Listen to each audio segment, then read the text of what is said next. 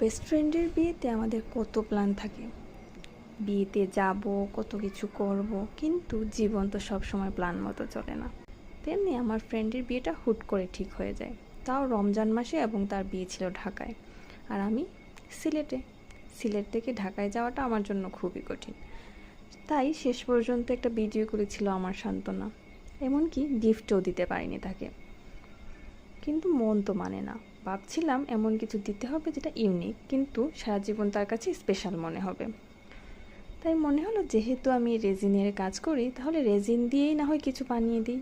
ওকে বললাম তার বিয়ের ফুলগুলো যেন পাঠিয়ে দে, কিন্তু সে জানালো বিয়ের ফুলগুলো আর নেই, তবে তার হাজবেন্ড যে ফুলগুলো তাকে উপহার দিয়েছিল সেগুলো এখনও আছে। বললাম সেগুলোই পাঠিয়ে দাও তাহলে আমার ঠিকানায়। তারপর সেই ফুলগুলো দিয়েই বানালাম একটি কাস্টমাইজ ফ্রেম আর 2টা কিরিং। সে তো দেখি খুবই খুশি।